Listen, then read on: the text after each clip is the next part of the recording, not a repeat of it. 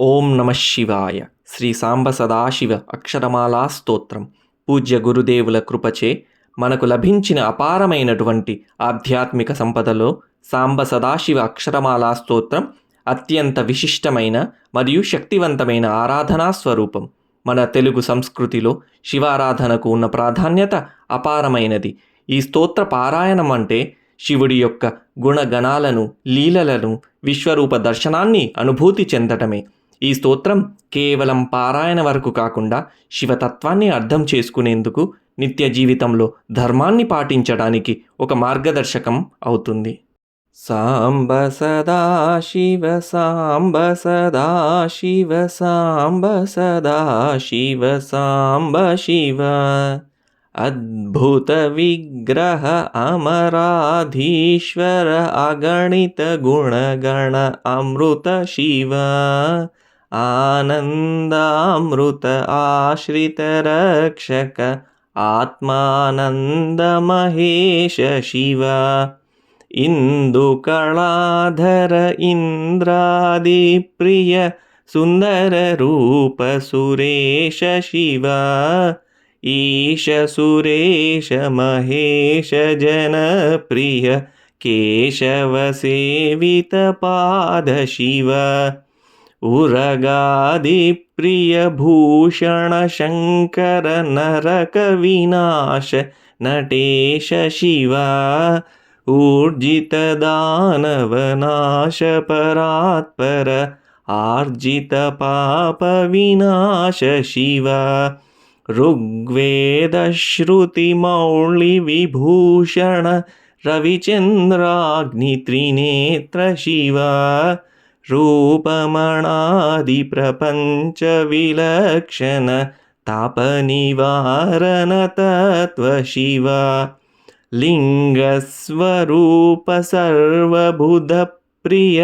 మంగళమూర్తి మహేశ శివ లూతాధీశ్వర రూప ప్రియ శివ వేదాంత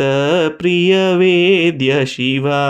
ఏకానేక స్వరూప విశ్వేశ్వర యోగి హృది ప్రియవాస శివ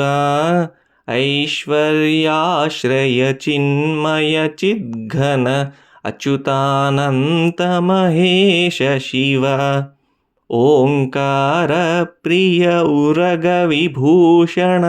హ్రీంకారాది మహేశ శివ ఔరసలాలిత అంతకనాశన గౌరీ సమేత గిరీశ శివ అంబరవాస చిదంబర నాయక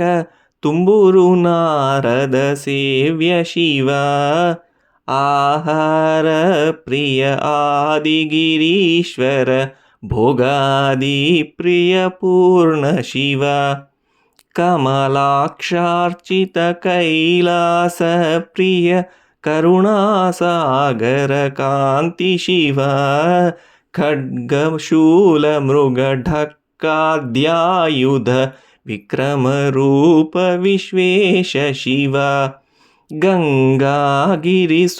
వల్లభ గుణహిత శంకర సర్వజనేశ శివ ఘాతక భంజన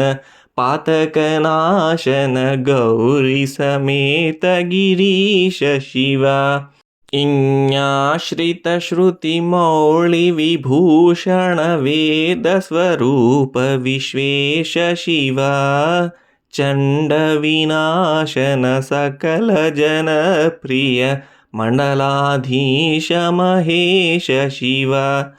ఛత్ర కిరీట సుకుండల శోభిత పుత్ర ప్రియ భువనేశ శివ జన్మ జరామృతి నాశన కల్మష రహిత తాప వినాశ శివ ఝుంకారాశ్రయ భృంగిరిటి ప్రియ ఓంకారేశ మహేశ శివ జ్ఞానాజ్ఞాన వినాశక నిర్మల దీన జన ప్రియ దీప్త శివ टङ्काद्यायुधधारन सत्वर ह्रीङ्कारैदि सुरेश शिवा ठङ्कस्वरूपा सहकारोत्तम वागीश्वर वरदेश शिवा डम्बविनाशन डिण्डिमभूषण अम्बरवासचिदीश शिवा ढं ढं डमरुकधरणी निश्चल ढुण्ढिविनायक सेव्य शिवा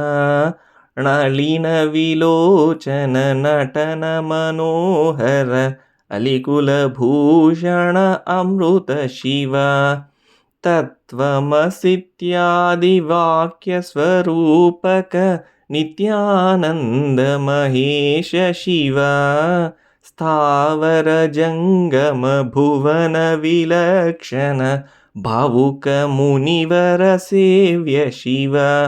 दुःखविनाशन दलित मनोन्मन चन्दन लेपित चरण शिवा धरणीधर शुभ धवल विभास्वर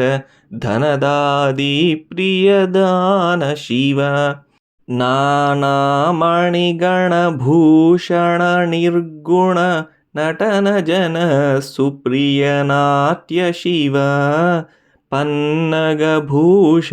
पार्वतीनायक परमानन्द परेश शिवा फालविलोचन भानुकोटिप्रभ हालाहलधर अमृत शिवा बन्धविनाशन बृहतीशामर स्कन्दादि प्रिय कनक शिवा भस्मविलेपन भवभयनाशन विस्मयरूप विश्वेश शिवा मन्मथनाशन मधुपान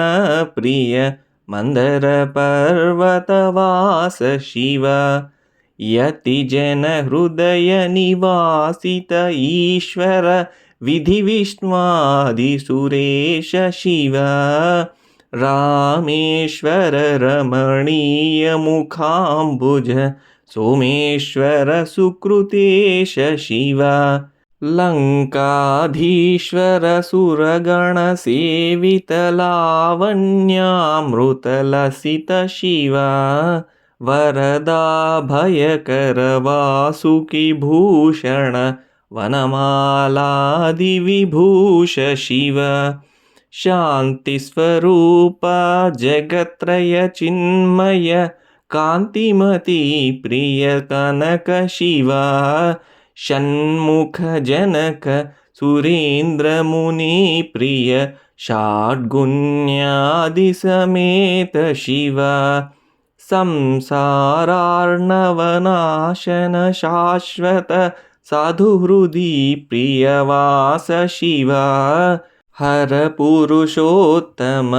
अद्वैतामृतपूर्ण मुरारि सुसेव्य शिवा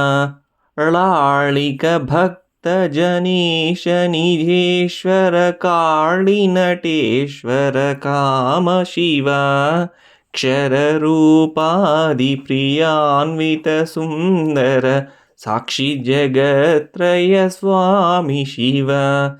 साम्ब सदा शिव साम्ब सदा शिव साम्ब सदा शिव साम्ब शिवा साम्ब सदा शिव साम्ब सदा शिव साम्ब सदा शिव साम्ब शिव इति श्री साम्ब सदाशिवाक्षरमालास्तोत्रं सम्पूर्णम्।